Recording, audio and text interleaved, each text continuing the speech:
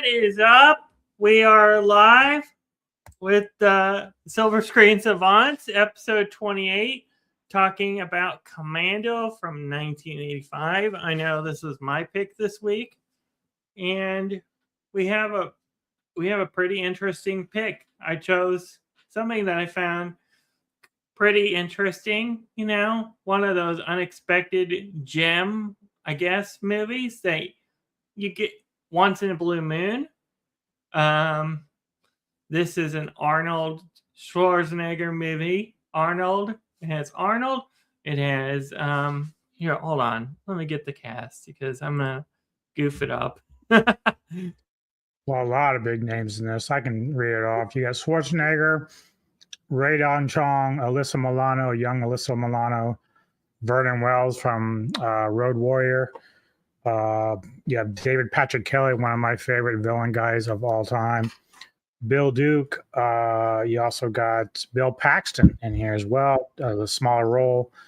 And that's pretty much the big of it there with the main actors. So, yeah, and this is an interesting movie to watch. I had never seen this myself in full. I think I've seen kills from this movie, but I never seen like the full on movie. So it was a fun Hi Jedi. I feel like it was a fun, unique movie experience for me getting to see this for the first time.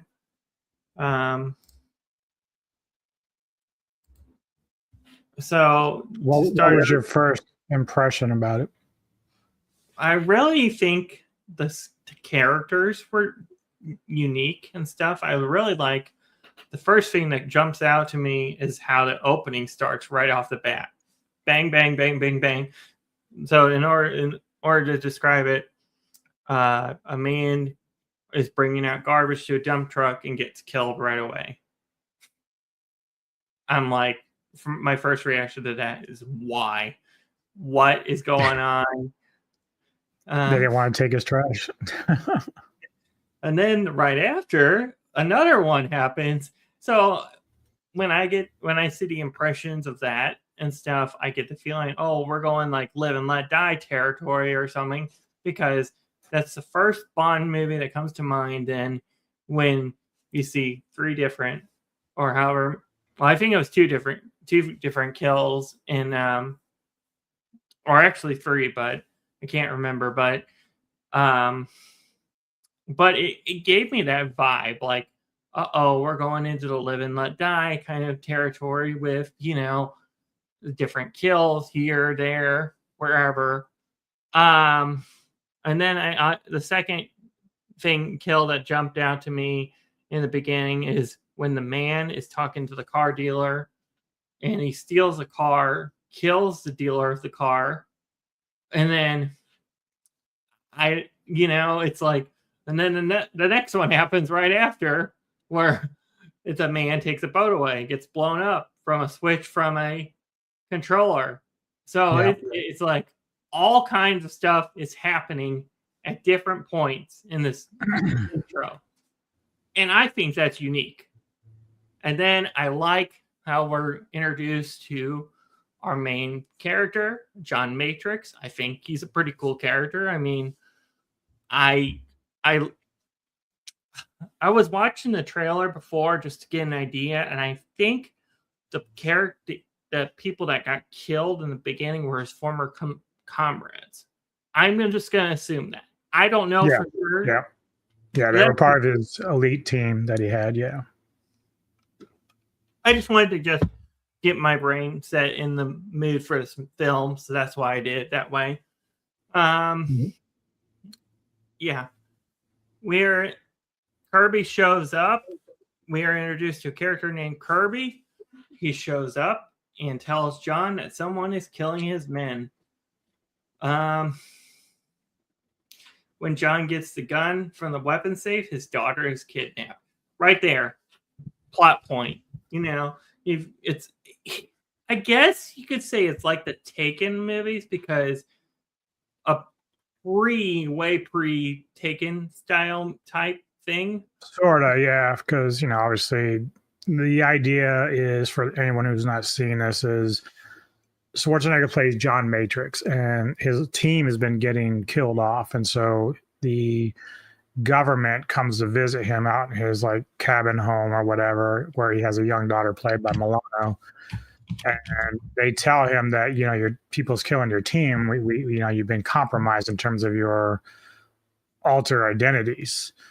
And so it's not too long after the government leaves that he smells like a scent from the air or whatever. And they left 2 guards there to try to help him, but they were useless. So, so basically, as you know, Matrix tries to hide his daughter in her bedroom, like he's unable to really. By the time he gets to his guns, they've already found his daughter and taken her, and so they try to blackmail and say, "Look, she won't be harmed. We want to take you and take you to see somebody, and you know you're going to follow orders." Right, and that's when he says, "Nope," and he shoots the one dude in the head and then goes after him. Now, one of my favorite parts of the film is they take his pickup and he basically pull out the spark plug wires and stuff to destroy it, so I can't move. Like he pushes it down the hill, like he's up on this mountain. So he pushes it and he just basically guides it down the hill to try to catch these guys with his daughter, but he ends up not really succeeding and gets caught. Mm-hmm. And that's when he's actually facing one of his team leaders, played by Vernon Wells Bennett, who's clearly traitorous, and knocks him out. Wells is probably like one of the best on-screen villains. I would have loved actually to see. I would like to, if he's able to at his age, to still do it. But personally, I would like to see Vernon Wells as a Bond villain. He could do it. I mean, I don't know if he's like the one that plays, like, usually a lot of the Bond villains are all these like pretentious, smart. Not that Vernon ain't smart, but he doesn't really kind of play that type of character usually. I mean, it'd be interesting if he could. But I could see him as like a right-hand man type of thing, where he's like, you know, like an odd job or whatever, you know, taking care of business. He's got that kind of villain mentality. He's still active in the field to this day. I was introduced first to Vernon Wells. Here, I'll pull up a picture of what he was in.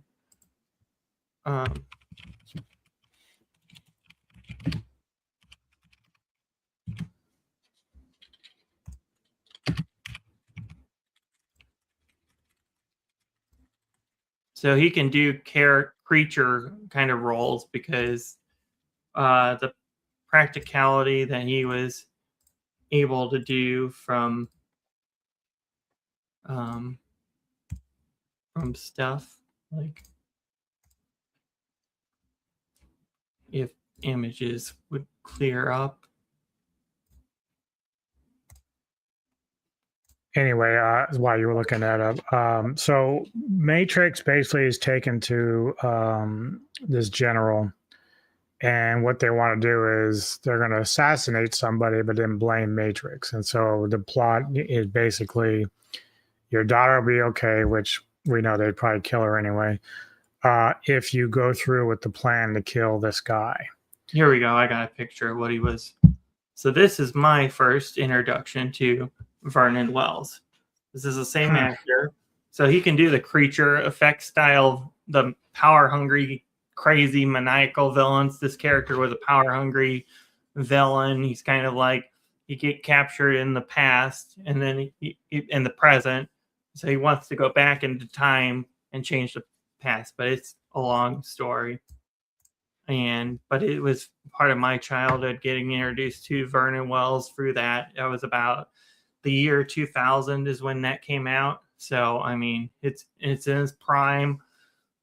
I was looking this up also. I did not know that the flight attendant in this film is also Tila in Masters of the Universe. I am not talking about I'm like, when I saw a picture of her, I'm like, that girl looks familiar. And turns out she's Tila in the I think he came out in 1987.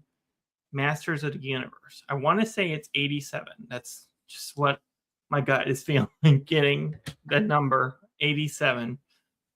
But I don't know if that's right. But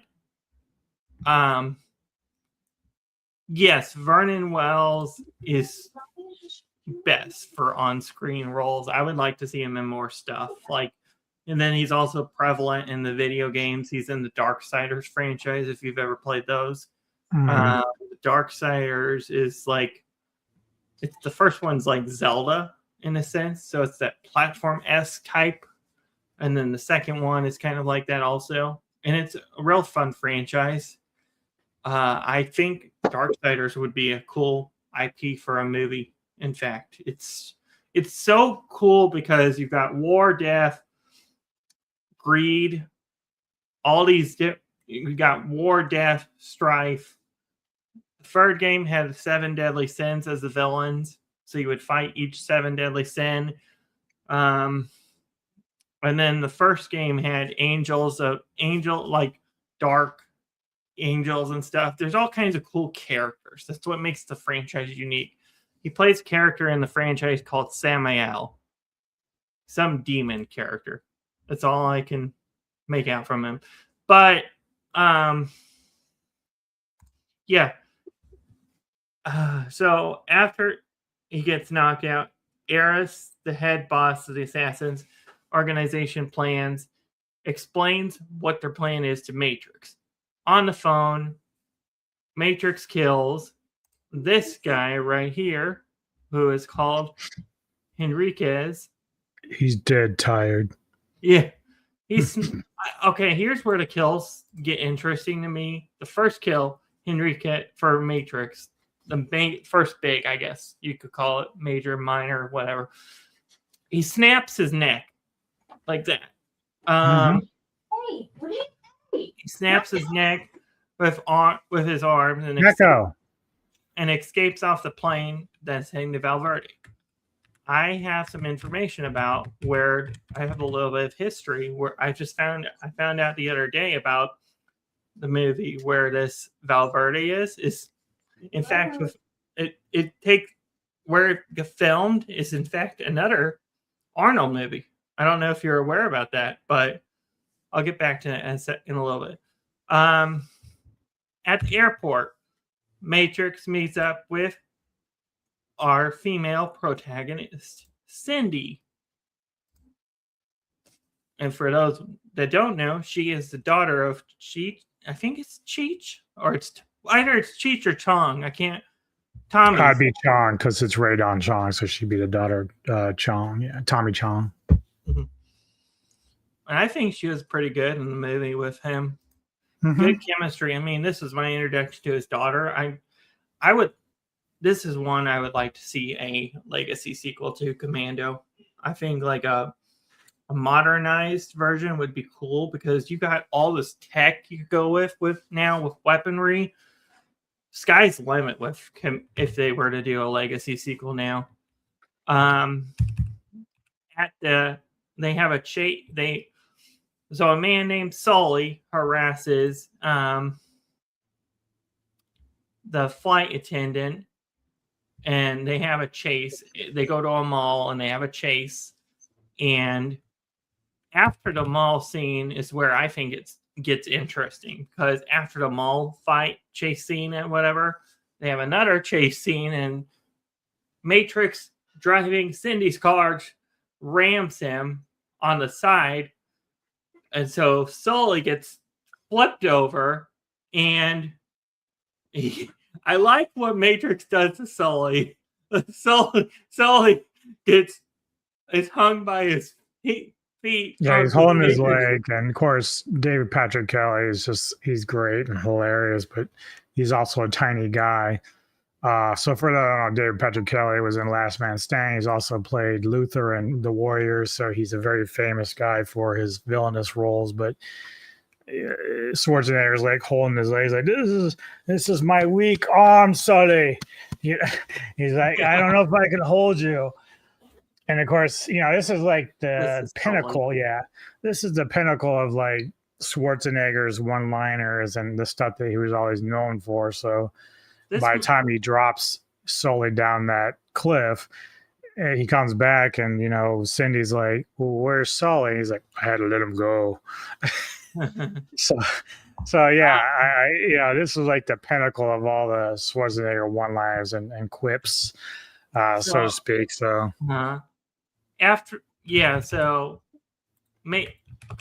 Matrix also steals a hotel key from Sully. And here's another interesting kill coming up. At the hotel, Cook and Matrix, played by Bill Duke.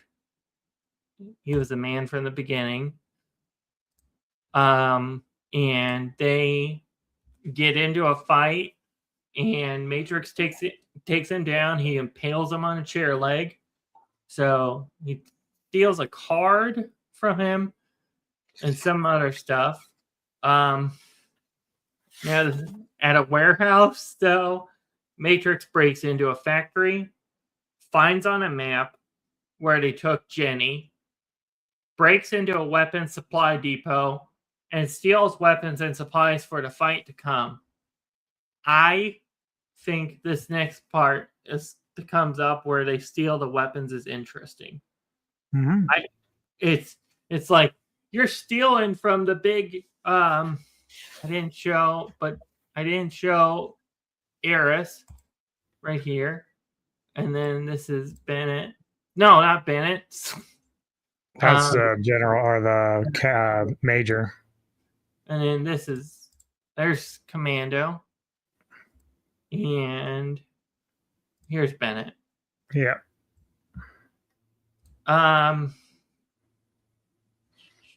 John. Yeah. Soon, John. Yeah, I like that how he plays around with John when they first meet up. It's like, but Cindy has a rocket launcher from, I think, the weaponry stash that they took, and she fires the from the police. As they're stealing, the cops show up and they arrest Matrix, and then she goes and basically first she fires it the wrong way. It fires behind her, and the cops are like, "What the fuck?" And then finally she gets it around and hits it and knocks the paddy wagon over so he can get out. But that's cool. Yeah, she's kind of aloof in this, but that's sort of the point. Like, she wasn't really meant to be a part of this whole like shebang. But when Sully was trying to hit on her and you know, basically come on to her too much, that's when, of course, Matrix was following him around. That's when they got hooked up then. But yeah, so but she comes in helpful because she can fly a little bit with a plane, which they end up finding. They steal a seaplane. They head for the island where the mercenaries took Jenny to. Forgot to mention Jenny I don't think I mentioned Jenny in the beginning of this, but Jenny is the daughter of Matrix, and she's the one that got kidnapped by Bennett and his crew. Matrix rows in a rowboat to the island, gears up for the fight. I think that's a cool scene. You get to see all the ballistics and weaponry attached to him. Like, he's a one-man. In other words, he's like Rambo, but like a one-man army. And I think Rambo and him would get along really well if they had the opportunity to. You know what I think? They might. I was going to say they might be in the same division, actually.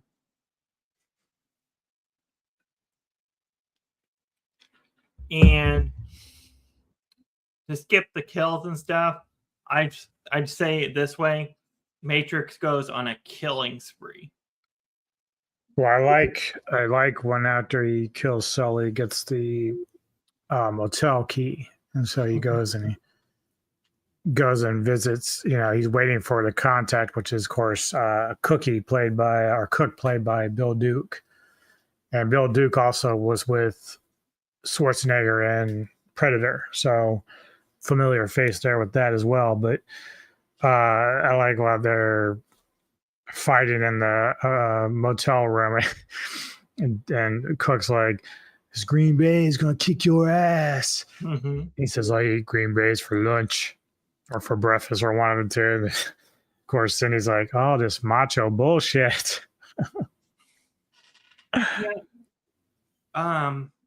Is that what you would be doing in this style of movie? Like so I say like this, Matrix goes on a killing spree, which is what I would be doing in my POV for revenge. Is that what you would be doing in this style of movie? What, the way that the Matrix handles it? Mm-hmm. I mean, I suppose. I mean, but then again, it depends on your skill set. So obviously, this is very. What's the word I'm looking for? Exaggerated. So Schwarzenegger as a character and his acting is larger than life. So naturally, he's like, this is the big thing about the 80s with these hero movies. Yeah. Now you kind of have them when they do stuff like this. It's a little more thought out. I mean, obviously you got the Jason Statham type stuff that's similar, but then you also have the Rami Malek one where he's kind of using his intellect to get revenge. And so it's a little bit different depending on who you're talking to. But yeah, so I mean, naturally you would want to find your daughter. This is because these guys can't be trusted. Mm-hmm. I would say you could trust Matrix and the flight attendant, but those would be the only two. Oh yeah. And that's the thing too, because the whole idea was Matrix left because he wanted to spend time with his daughter. So they were up in the mountains on their cabin. You have that nice little scene at the beginning. And when the government shows up, Jenny's like kind of upset. She doesn't want her dad to go back into the missions and all that stuff. So he says, I'm not going anywhere. Of course, then all the other shit happens and she's been kidnapped and whatnot. But that's the whole point, is that Matrix was really kind of trying to step away from the military, but he had to use his skills to go get his girl, so. He ends the fight in a freaking cool style for a movie by throwing a steam pipe at Bennett, who's Wells' character. How original is that for a movie's villain to die by? Well, I like it, but I also like, because as he's attacking the compound where she's being kept, so you get all these explosions. He's breaking out all the military weapons that he stole from the whatever you call it, the hunting store or whatever it was. But he's gone basically one man show to destroy and blow up everything. You get that scene, of course, where Bennett is threatening his daughter with the knife, and Matrix has his gun, but then he says, "All right, But he basically taunts Bennett. He's like, wouldn't you want to kill me with your knife? So he pulls out his blade. He's like, feel it turn. And because he knows that Bennett's like a insane dude. Like, he's just not all there. And Bennett has whatever axe to grind with Matrix. And so he basically says, yeah, I'm going to kill you. I'm going to do it. I'm going to kill you. And so they get into that kind of like knife fight. And, obviously, as you said, by the end of it, he impales Bennett with the steam pipe, which is a nice touch.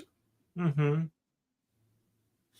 then Matrix and Jenny go to the island shore where Kirby and his men are waiting, and Matrix, Jenny, and Cindy depart via seaplane. A little bit behind the scenes, what I was talking about earlier. Fun fact, did you know that Commando and Predator were filmed at the same location? Did not know that. They are. Apparently, Valverde is a place, and I've heard through the grapevine that they've had ideas to do a sequel to Commando, but it's never fell through, if you know what I mean.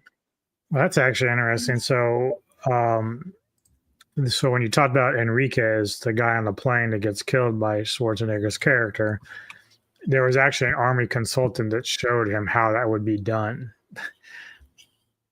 Because they are in close quarters. So, he's right next to you. And so he does like this smack to basically kind of shock him or knock him up, and then or knock him out, and then he takes him and headlocks him and then twists the neck or whatever. So that's pretty cool.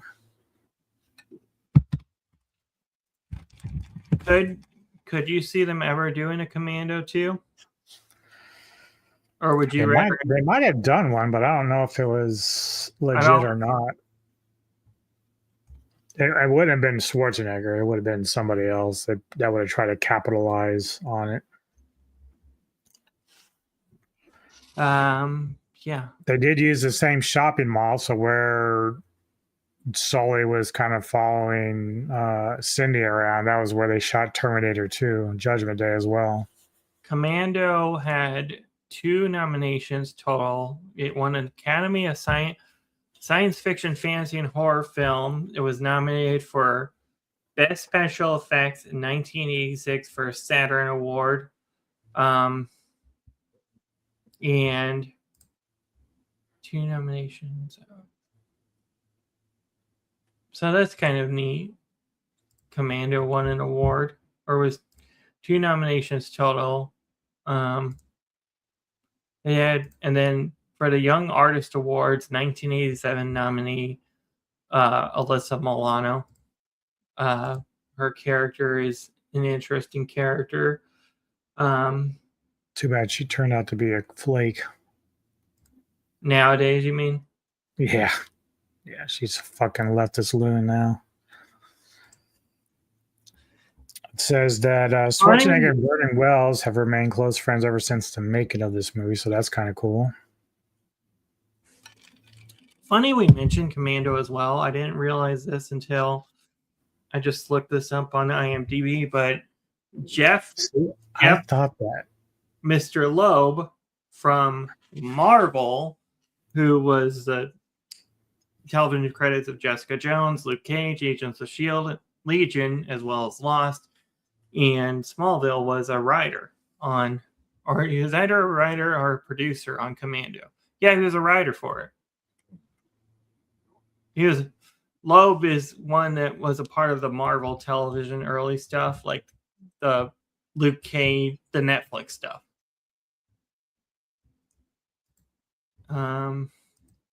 Yeah, so this is an interesting movie for sure.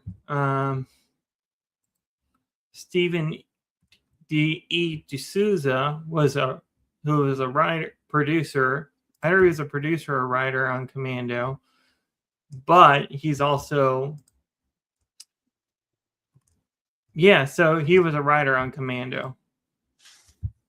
So McTiernan, who did Predator and Last Action Hero, he was offered a chance to direct this film, but chose not to, which would be interesting because considering how fun and good Predator and Last Action Hero are, it would have been interesting. Even though I really do love Commando, it would have been interesting to see what McTiernan would have done with this film. McTurner, you say? McTiernan. McTiernan. John McTiernan, he was the director of Predator. Oh, okay. It would have been interesting now you mention that, to do that. As according to Alyssa Milano, Arnold Schwarzenegger was very protective of her on set. He also helped her with her homework. Yeah.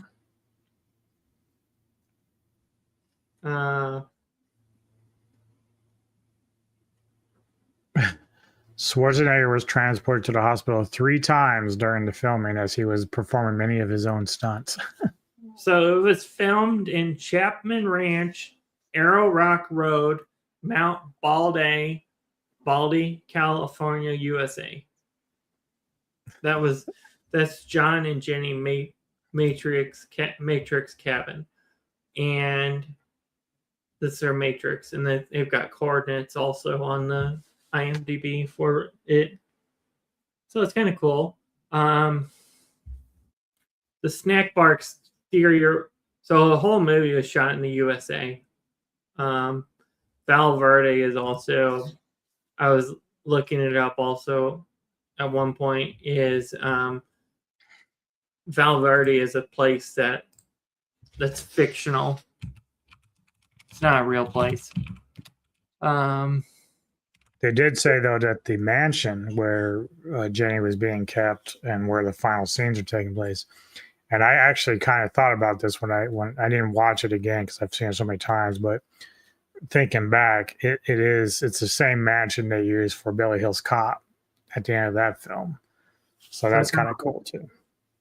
So I got a whole bunch of trivia here.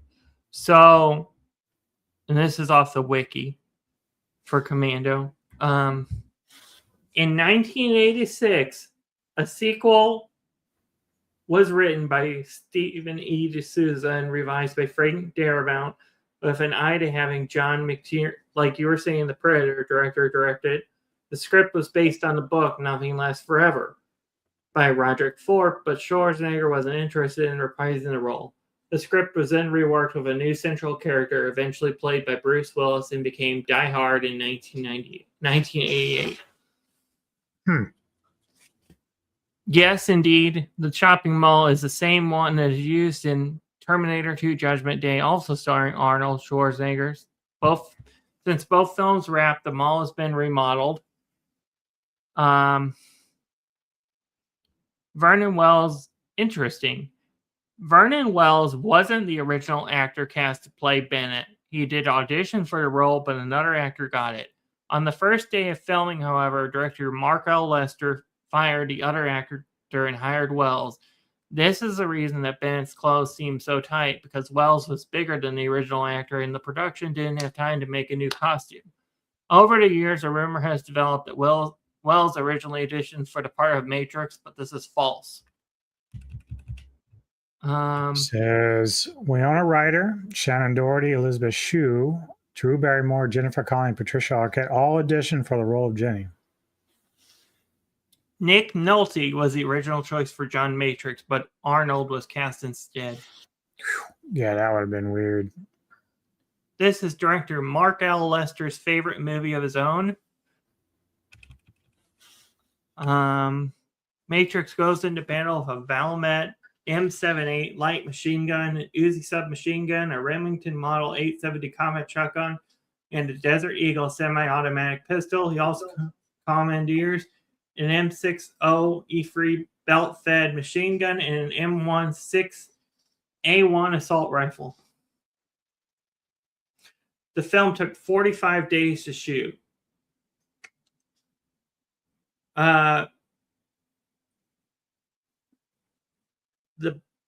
This movie was successful at the box office.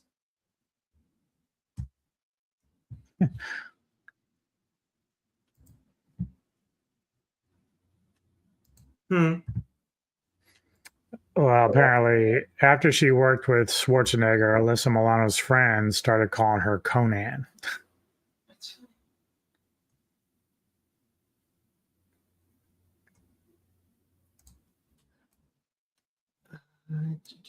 Feature film debut of Chelsea Field. Yeah. I'm trying to think of what role she had in this. She's a flight attendant. She's that young. Oh, okay. So she was working with Cindy as her character, I guess. Yeah.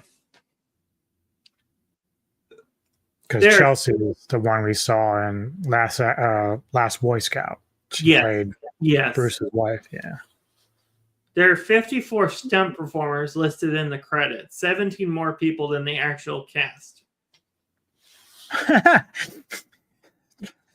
David Patrick Kelly referred to the film as lousy. He's wrong. Yeah, well, David, he's brutally honest, if anything. I mean, I'm sure he probably enjoyed doing it, but like compared to some of his other works, But I'd actually pick his brain about that because I thought he did a wonderful job in it.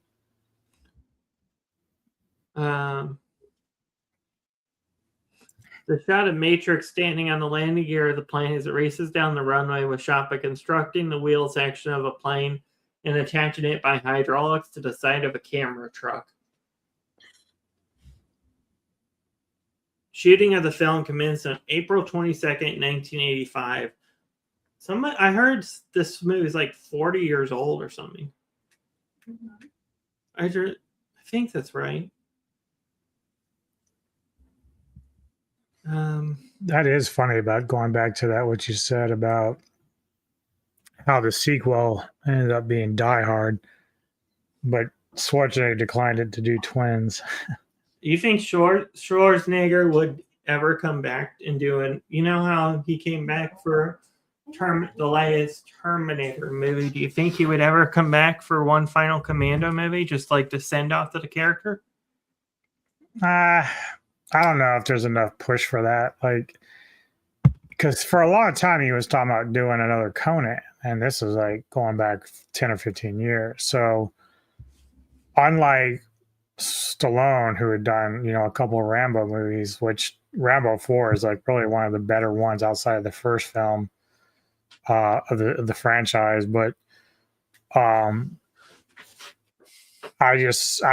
think Schwarzenegger is just a bit too old now to kind of do all that. I mean, if he made a cameo, if they like rebooted it, he might, but I think it would be a cool idea. I mean, yeah.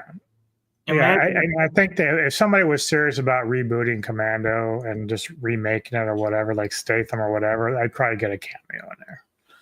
I think they need to. I mean, Statham has like at least a friendship with Schwarzenegger because, of course, they all get together to do those the Stallone like Expendables. Thank you. Yeah, so they've all been together before talking about action films and stuff. So if somebody decides, hey, Jason, let's do a reboot of Commando, and then you might get Schwarzenegger to do like a cameo role in there somewhere. Is Statham in the age range though to pull off? And is he the right build for Matrix? Well, you got to change a little bit because Statham's not a big bodybuilder, but that would actually make the film a little more interesting because Statham has martial arts training. Even though Schwarzenegger did some martial arts, he wasn't like kick him, sock him, whatever. He's just too big for that. He's more of a bulky tank, whereas Statham actually can fight, hand-to-hand combat as well as like his feet and everything else. So you'd have to approach it a little bit differently. You have to approach it like you would maybe the Transporter or whatever. But you can still have the same concepts, Uh-huh.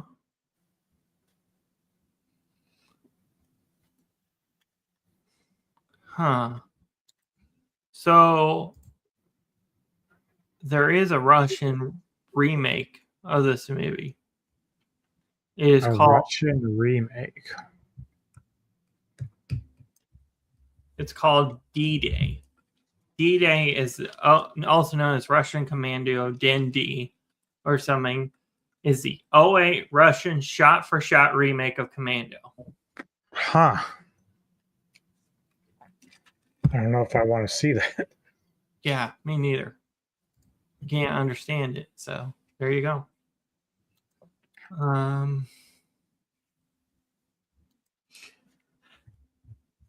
Either next week or the week after, I need to give out my top 10, whatever. I know. Yeah. I'll probably do it next week. Yeah, weren't you going to do it on Saturday? Huh? I mean, what's the plan? Are we doing my pick next Sunday and your top 10 Saturday? Is that what you want to do? Or I mean, would that be better? That's fine. Yeah, because I mean, I'm sure once you give your top 10, we're probably going to want to discuss, your reasoning about the movies and what you felt about them. So that's going to take some time. So you don't want to really force that with the review. So once I figure out what I want to watch, I'll let you know and I'll give you the thumbnail and stuff. But if you want to do your top 10 on Saturday, we can do that. That works. I mean, we can do double, one on Saturday, Sunday. Mm-hmm. So I'll be interested to see what you have of the year that you liked and discovered. Some people will be like, I can't believe we never saw those films, but that's why we do what we do. It's our job. Yes, it's our job. It's our job as film fanatics to discover, explore, and review.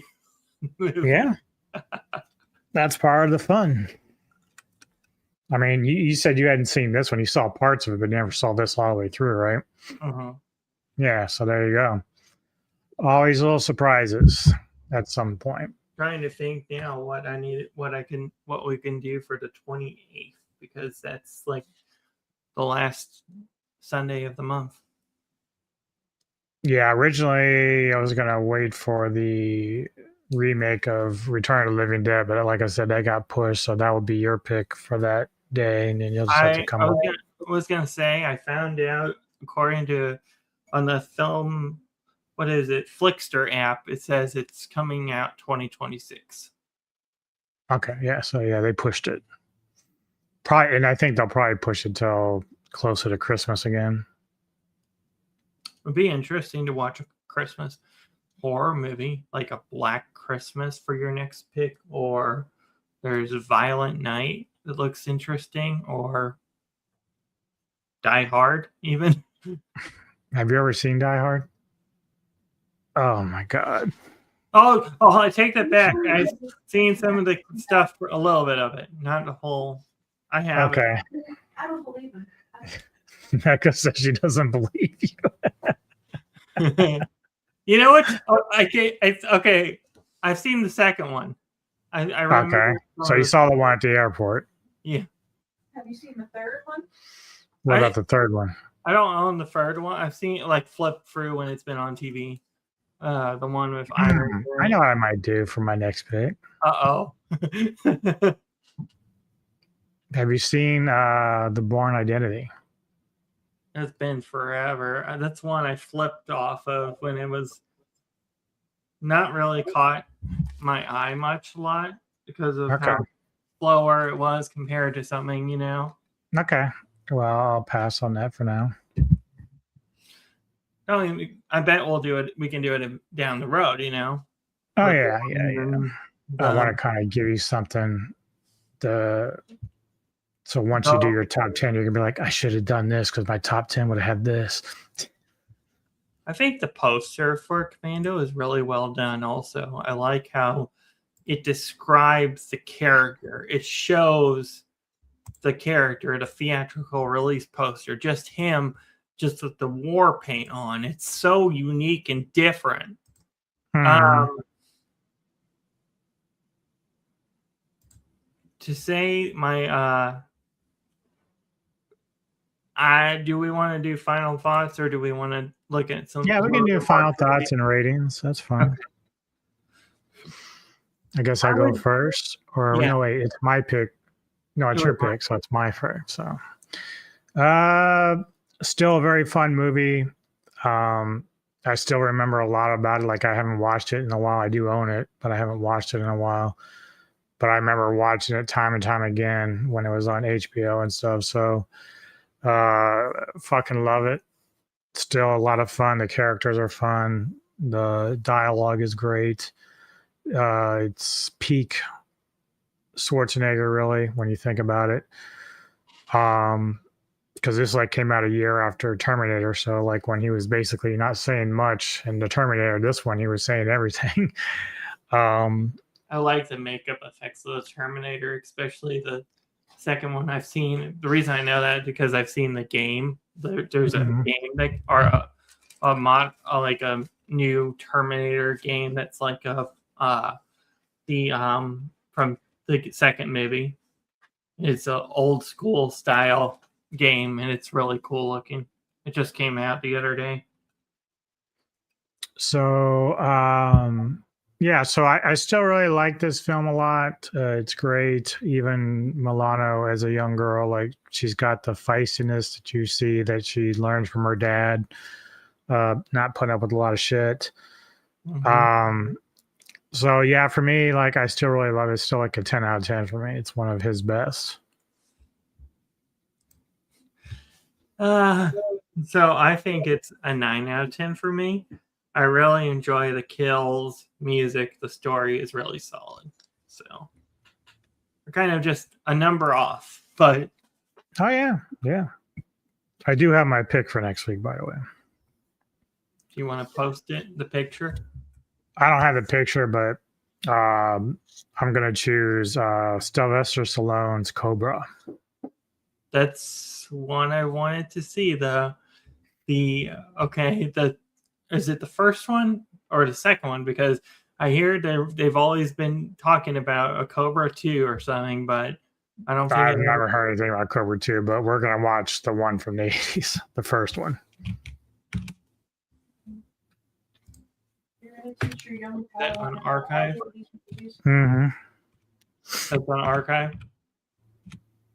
I don't know where it's at. It could be streaming on regular Tubi or anything. I don't know. But Ooh, Cobra sounds interesting. yeah, it's a fun movie. Okay, it's a canceled sequel. They've had a canceled sequel. Cobra. See. Do we want to go through upcoming content? Yep. So for me, Wednesday, Ghouls of Midnight, my pick will be The Spider's Labyrinth. I forget the year, it's from the 80s. So we'll be checking out that. And Tony's pick, I don't remember right offhand, but I'll be sure to post people about it when it happens. 1988 is The Spider's Labyrinth. Okay. And then, oh no, I know what Tony's is. It came from the barn. Came out either last year or the year before. I can't remember, but that's his pick for this week. And then later in the evening, or actually early in the evening, about a movie called "There's Something in the Barn"? Yes. Okay. Yeah, if you see like a little gnome or something on the cover, that's it. Yeah. 2023. That's when it came out. Okay. Yeah. So that's Tony's pick. And then earlier in the evening, I'm getting together with Kevin Lambert as we do a retro movie show for his pick of the franchise for Back to the Future. And then, of course, Friday, I join him again for Into the Darkness as we talk about the Shining and Doctor Sleep franchise. And then later in the evening, Neko and I will get together and do our best albums of 2025, which is basically my best albums because she isn't able to keep up like I am, but she'll be able to get a taste of the stuff that I put out or that I listen to throughout the year, which a lot of times she likes anyway. So we're going to have fun with that. Do our own music, like the stuff you like? No, I mean, I used to try to put the records I like on like her vinyl phone or on an iPod for her, but she just doesn't have the kind of time really to keep up with that. Life is busy. So right now it's just, I do all the hard work and the research on it, and then she sits down and listens to it with me and gets drunk. That's how she handles it. What she has fun doing. She has no problem with that, but she'll be fucking drunk by the time we're done. And I'll say yes. Yeah, no. She'll say either yes or no. And she's like, that was crap. Or that was great. I'm now curious to hear what your top 10s are for that. Well, it's not even going to be a top 10. I'm going to have way more. Our show this year is going to be lengthy. It's going to be like about 3 hours. So I have a lot of stuff that I like this year. So besides music, or are you going to do other stuff besides music? No, it's just going to be music. But what we'll do is, instead of doing it live, because last year when I tried it, I got hit with a warning because of the copyright stuff. So we'll pre-record it and then I'll upload it. And then if I have any issues, I'll just edit it out through YouTube. I want to hear Neko's top 10 movies of the year this year also. Well, I don't know if she has 10. I know I don't even think I've seen 10. Her and I will be doing my top 10 because that's usually how we go. Some of the stuff that I've seen, she has seen because she usually goes with me with some of these films. So from that point of view, I think, she'll be okay with that. I don't think I've seen 10 movies this year. I think I'm right at 10. I think I just hit 10 in terms of like my movies that I like this year, but you can almost argue a couple of them are right on the cusp, but I don't think I'm going to see anything else that's going to really blow my mind this year. Blow up your skirt. That'll be fun to see what cuts my top 10, what doesn't. Because, I know from the get-go, there's some on Savants, and then from both the horror stuff and the other stuff that I think really intrigued me a lot with the top 10 for mine. So it'll be fun Right. to see. I do think I have a pick for the 28th, though. And Mhm. I don't know if I should. Do you want me to tease it now or wait? Yeah, if you want. I think I want to do Gremlins for Okay. the 28th. And I It's know a nice Nick little Christmas movie. or is it too late to do Christmas movies after? No, it's in the same month. So And I think Neko would probably be down for that one. Maybe Gremlins or something else. I don't know. I gotta figure that out. yeah, I mean, you can just do it whatever way you want in terms of you can put it on the burner, and then if you change your mind, that's fine. You got 2 weeks to worry about that, right? Mm-hmm. And yes, the Lord of the Rings thing is in the background, all the way by the egg, far back. Yes, I put that together. It's the whole tower. Sauron's big tower. What'd you say? She's like, yeah, I'll never watch that. She hates the Lord of the Rings. She hates Harry Potter. She will never talk about it unless she wants to badger the shit out of him. She probably likes Twilight over those two franchises. Yeah, she's I took her 1 year to see Half-Blood Prince, and dude, within I kid you not, within 5 minutes of the movie starting, she had passed out. Yeah. She did not wait long, man. I looked over and she's like, I can tell you this. I am but I let her sleep. I'm like, I'm not leaving. I was watching it because it was the first time I'd seen it in the theater. Mm-hmm. When it came out, I'm like, I'm not leaving. So she's going to sleep. That's fine. And I don't even think all of those are considered as Christmas movies. Yeah. Matter of fact, some are. I mean, there's one. There's one or two that are set that like there's a Christmas scene. So when that Well, counts, yeah, they have that in there. They kind of go through the seasons a little bit sometimes. So I'd rather shut my eyes and watch more than a color it's funny you mentioned that because I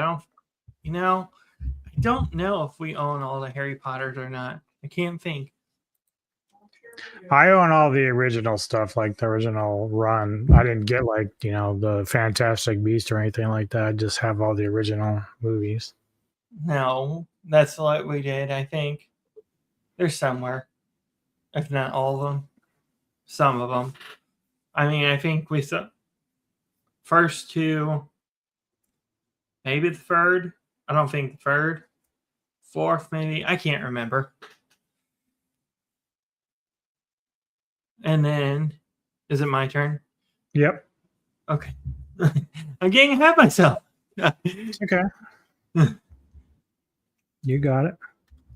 I think I'm going to squash Miles Morales and Assassin's Creed 2 right now until I can get the camera for the PlayStation because I want to get my own face cam for the PlayStation to record that stuff, like the live streams right now for that stuff. So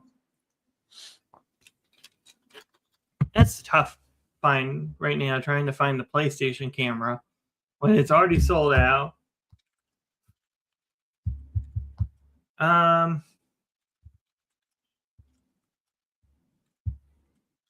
That leaves then we have the character spotlight to light, which I still don't know what one you chose. You had told me you wanted to do. We had kind of discussed this last week or whatever about your choice or what you wanted to do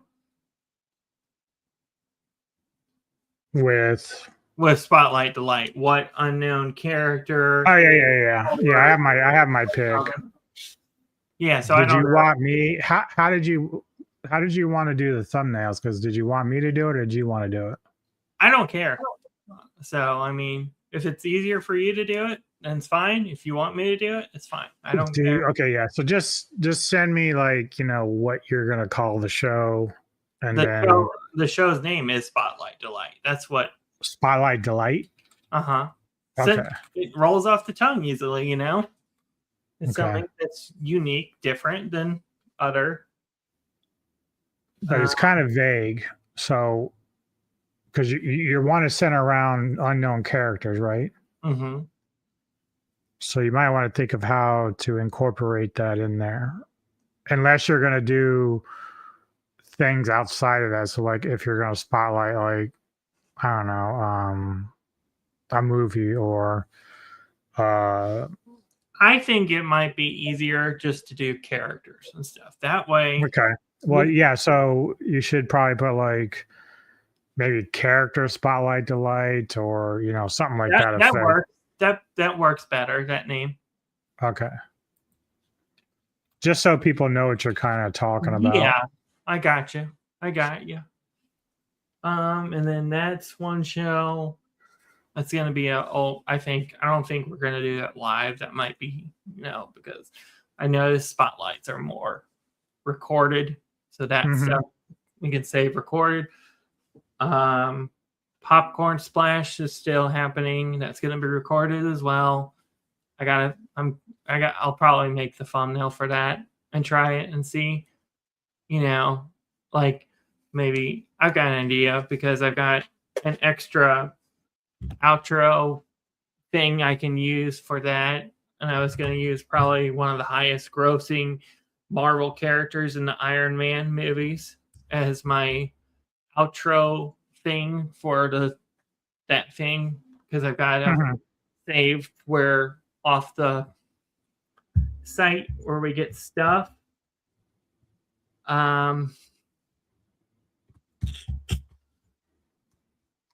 Henshin Revolution, I am working on the outro for the show. I now with more new music on saved, I can play around and see which one works, which doesn't. I know for a fact Geek agreed on one of the songs that we could use for the outro, and it's a hard rock type.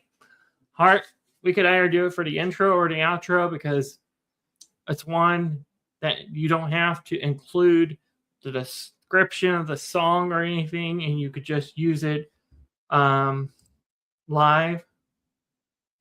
Hi, Brony. I just noticed you there. Yeah, I do what I can. And I can tell you also that our first, I still have to make the thumbnail for the Henshin highlight. But, let me get a picture of them real quick.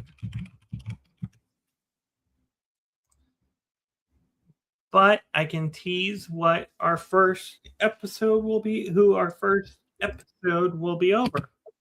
Because I have kind of gone through, playing around, who would be a cool first character that would work with tokusatsu stuff.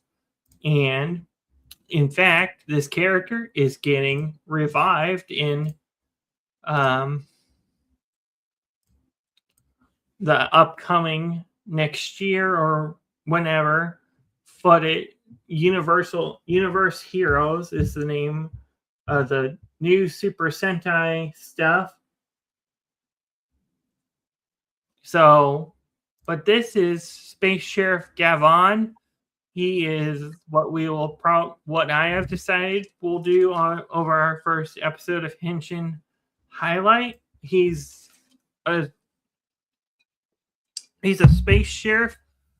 He's really cool. He's got a dragon that's like a mech also that flies and stuff and breathes fire like a dragon and spaceship lasers, all kinds of cool, fun stuff.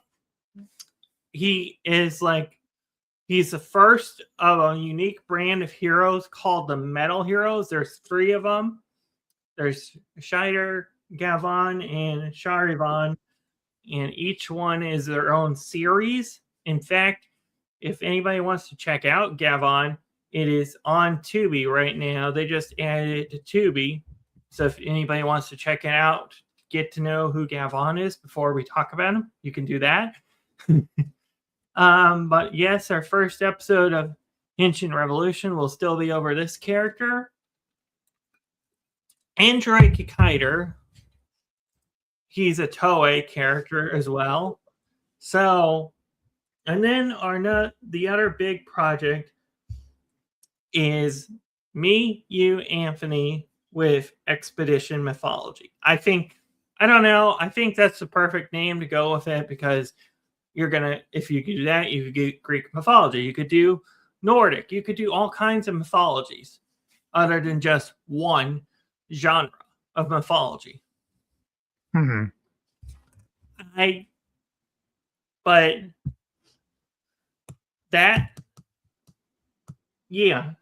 So basically the description is me, you, Anthony, we would delve into mythological movies.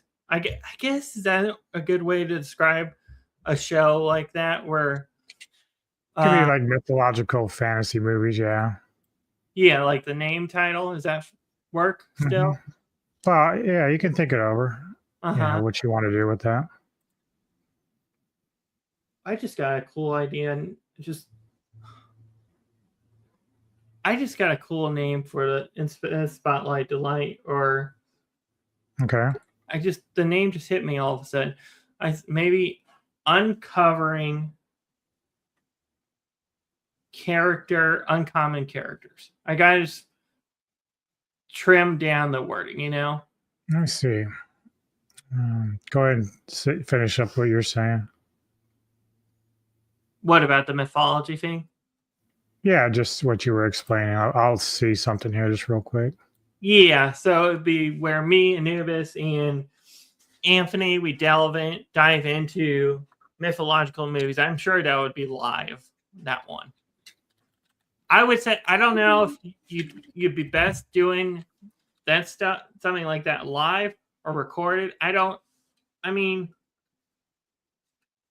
would say more live of that one, because then that way you could build the audience. You can get that audience built. And you could even go into some of the Marvel stuff as well. I didn't think, just thought of that, like Thor and all kinds of cool stuff.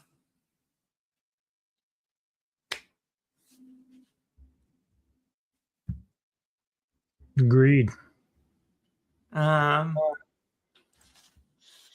See, Brony likes your intros and outros, so I need to start doing what Kevin does with his intro and outros title. Put the title.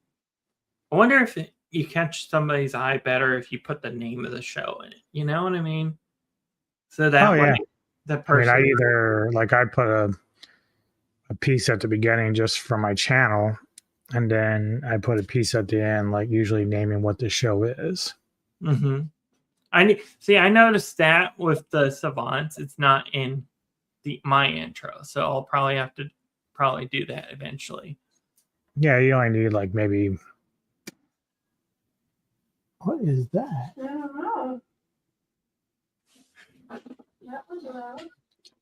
You only need like a 5-second video just to kind of like a card of sorts that would say like at the beginning you would say Olven, and then maybe at the end of your intro just say Silver Screen Savants, like you have on ours. Like right now, your intro finishes, you've got the little pink whatever it says Silver Screen Savants. So that's what you kind of want, just to tell people like what show you're doing. Mm-hmm. I think but this has been Silver Screen Savants, episode 28. I guess you could call the 26th. Oh, that's the day after Christmas. I just realized that. That's going to be crazy, but it should work. Wait, I'm sorry. That's not the day after Christmas. The 27th. Well, the 27th, you can't do anything. Yeah, 27th I'm not available, but we're doing the 28th. Oh, wait. I'm reading it wrong. That's my bad. The calendar, I'm reading the calendar wrong. The 21st. That's the Sunday, Cobra. Yeah. Then the 20th is Yes. my top 10 picks for new movies that I discovered this year. But this has been Silver Screen Savants, episode 28. On Saturday, the 20th, will be a special with where I go over my top 10 movie picks of the year that I've discovered, of new stuff that I discovered via Savants, via other collaborators in the communities, channels, or other somebody else's stuff. Bronny, I would like in the future to see you have an intro on your channel. I think you would be cool having an intro on your channel other than just the music. And then on the 20th, we've got Cobra. And then 28th, I guess, is my pick to wrap the year up for movies. Or, yeah. You said, okay, 27, so 28th work. Or is that going to set us back? No, 20th is fine. Okay. 27th, the Saturday, I can't do anything. I understand if you're doing stuff. Mm-hmm. But this has been Silver Screen Savants, episode 28. Tune in 20 for a special. I guess Alvin's top 10 or something. I don't know. I'll think of some name. Cool. But we will see you. The physical show of Savants will be on the 21st for Cobra, which is sounding like a really cool movie.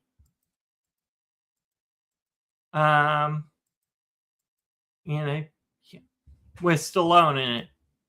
Mm-hmm. Stallone movies are always fun to watch. But we will see you on Saturday for the ranking of my top 10 movies that I liked that I discovered from this year. Until then, we will see you Saturday, and you'll probably see Anubis more than me this week on other channels. His link's in the description down below if you want to check out his content, like always. But until next time, we will see you next time. Bye.